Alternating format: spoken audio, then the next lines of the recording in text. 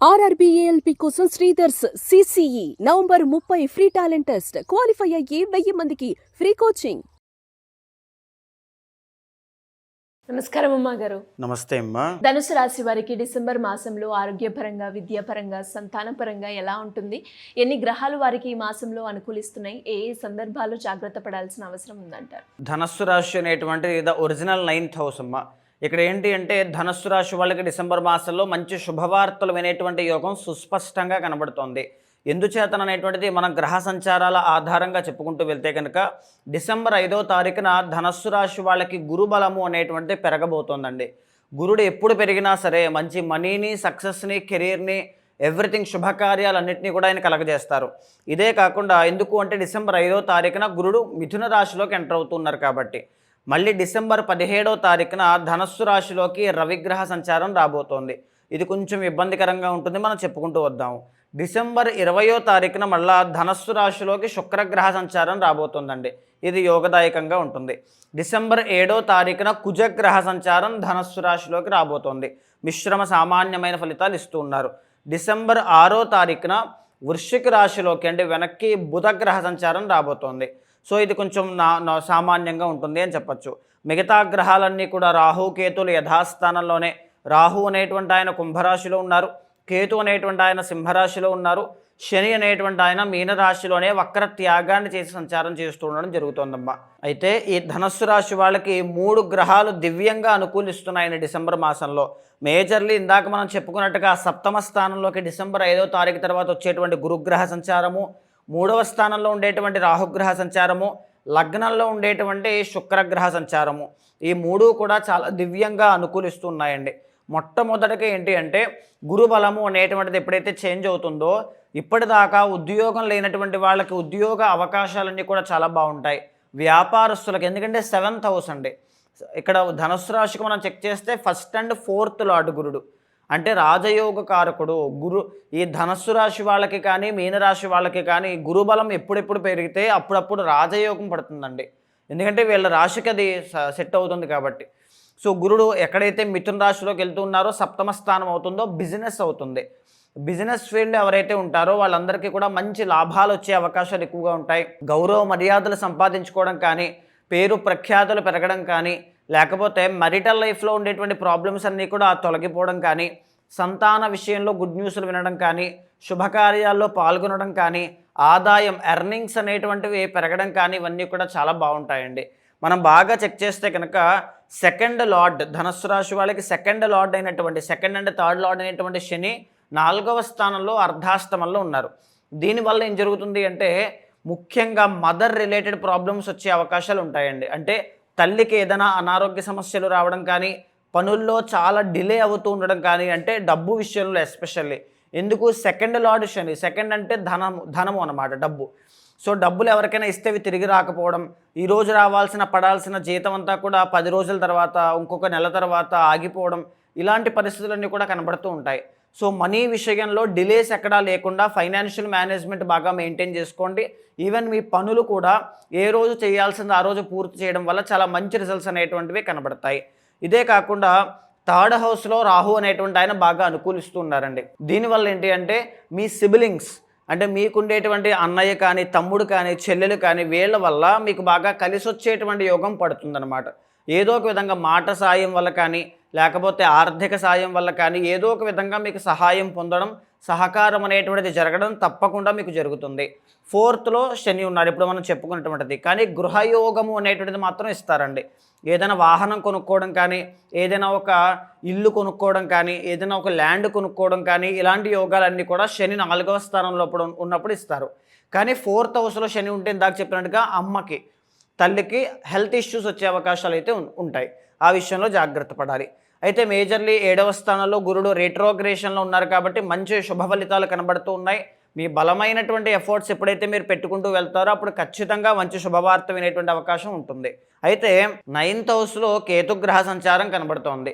9th అంటే ఏంటి అంటే భాగ్యస్థానము అంటే రాబడి అన్నమాట, పితృస్థానము. మేజర్లీ ఏంటి అంటే తల్లి, మేజర్లీ ఏంటి అంటే తండ్రి, తండ్రికి సంబంధించినటువంటి ఇబ్బందులు. అంటే ఇక్కడ తల్లి తండ్రి ఇద్దరూ కూడా తల్లిదండ్రుల యొక్క ఆరోగ్యాన్ని బాగా జాగ్రత్తగా చూసుకోవాలి. తండ్రి నుంచి ఏదైనా ఒక ఒత్తిడి రావడం కానీ, తండ్రి అంటే పిత్రార్జితం డబ్బు, ఏదైనా పిత్రార్జితం ద్వారా వచ్చేటువంటి డబ్బు కానీ, ఆస్తుపాస్తులు కానీ, ఏదైనా లిటిగేషన్లో పడడం కానీ ఇలాంటివి జరిగే అవకాశాలు ఉంటాయి. 9th కేతు ఎప్పుడైతే ఉంటారో ఫ్లో ఆఫ్ మనీ అనేటువంటిది కన్సిస్టెంట్గా ఉంటుందండి. ఏదో ఈవేళ వస్తాయి మళ్ళీ రేపు రావు, మళ్ళీ ఎల్లుండి వస్తాయి ఎల్లుండి రావు, ఎప్పుడు వస్తాయో ఎప్పుడు ఉండవో తెలియదు. లాటరీ సిస్టంలో బేస్ అయి ఉంటుందన్నమాట. సో ఆ నిమిషానికి ఏదో పని అవుతూ ఉంటుంది అంతే. అలాగా 9th కేతు వల్ల. సో కేతు అనేటువంటి ఆయన స్ట్రాంగ్ అయినప్పుడల్లా మీకు మనీ అనేటువంటి ఆయన ఇస్తూ ఉంటారు. ఖచ్చితంగా గణపతి యొక్క సాధన చేస్తూ ఉంటే కేతు ఇంకా మీకు బలాన్ని పెంచుతూ ఉంటారు. కేతు బలం ఇంకా పెరుగుతూ ఉంటుంది. దానివల్ల మనీ అనేటువంటిది చాలా బాగా వస్తాయండి. 10th లార్డ్ ఇక్కడ బుధుడు చూస్తే కనుక 12వ స్థానంలో యోగించట్లేదండి. వ్యాపారస్తులు ఎవరైతే ఉంటారో ధనస్సు రాశి వాళ్ళు మరింత జాగ్రత్తగా ఉండాలి. ఎందుకు అంటే ఒక పక్క గురుడు యోగించినా సరే బుధుడు అనేటువంటి ఆయన బాగాలేదు. బుధుడు అంటే ఎప్పుడు కూడా మేధాశక్తి అండి, ప్రజ్ఞ అన్నమాట, తెలివితేటలతో తీసుకునే నిర్ణయాలు. బుధుడు ఎప్పుడైతే బాగాలేదో మీ తెలివితేటలన్నీ కూడా సరిగ్గా పని చేయకపోవడం కానీ, మీరు సరిగ్గా ఏదో ఆవేశంలో నిర్ణయాలు తీసుకోవడం. దీనికి ఇండికేషన్ ఇంకొకటి ఏంటి, ధనస్సు రాశిలో రవి ఎంటర్ అవుతున్నారండి డిసెంబర్ 17వ తారీఖున. డిసెంబర్ 17th వరకు కూడా రవి 12వ స్థానంలో ఉన్నారు. 12వ స్థానంలో రవి ఉంటే ఏం జరుగుతుంది అంటే అనారోగ్య సమస్యలు వస్తాయి. 12వ స్థానంలో రవి ఉంటే పనులన్నీ కూడా ఆగిపోతాయి. 12వ స్థానంలో రవి ఉంటే అవమానపడే అవకాశాలు ఉంటాయి. డబ్బు బాగా ఖర్చు అవ్వడం లాంటివి. సమయానికి భోజనం చేయరు, ఏదో ఒక పనిలో తిరుగుతూ ఉంటారు, భోజనం చేయరు. డైజెషన్ ప్రాబ్లమ్స్, డి విటమిన్ లోపించడం, జ్వరాలు, ఇలాంటి చిన్న చిన్న హెల్త్ ఇష్యూస్ అనేటువంటివి కనబడతాయి. డిసెంబర్ 17 తర్వాత రవి లగ్నంలోకి వచ్చిన తర్వాత ఆవేశపూరితంగా నిర్ణయాలు తీసుకునే అవకాశం ఉంటుంది. సో దాని వలన అయితేనేమి దేని వలన అయితేనైనా బుధుడు అయితే బాగా లేదు కాబట్టి వ్యాపార విషయంలో చాలా జాగ్రత్తగా తెలివితేటలతో నిర్ణయాలు తీసుకోవాలి. 7th గురుడు మాత్రం బాగున్నారండి. అక్కడ 7th హౌస్ బిజినెస్ హౌస్ బాగుంది. బిజినెస్ లార్డ్ అయిన బుధుడు బాగాలేదు. సో మీ తెలివితేటలతో సమయస్ఫూర్తితో నిర్ణయం తీసుకోండి. అయితే లగ్నంలో కుజగ్రహ సంచారం జరుగుతోందండి.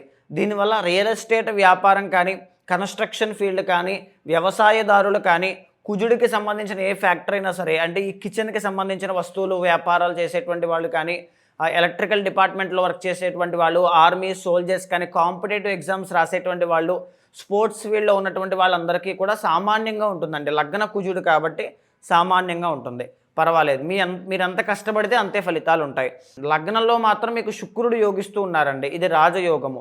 శుక్రుడు ఎప్పుడైతే యోగిస్తారో సినీ నాటక కళారంగాలు కానీ, నృత్య గీత వాద్యాది రంగాలు కానీ, ఏఐ వర్చువల్ రియాలిటీ కావచ్చు, విమెన్ క్లాతింగ్ కానీ, ఇంటీరియర్ డిజైనింగ్స్ కానీ, ఫర్నిచర్ షాప్స్ కానీ, కళాత్మకమైనటువంటి వృత్తుల్లో ఉండేటువంటి లగ్జరీ ఐటమ్స్ అమ్మకం చేసేటువంటి వాళ్ళు ఏ వ్యాపారంలో ఉన్నా ఆర్ ఆ వృత్తుల్లో ఉన్న ఆర్టిస్టిక్ టాలెంట్స్ కానీ వాటిల్లో చాలా బాగా రాణిస్తారు.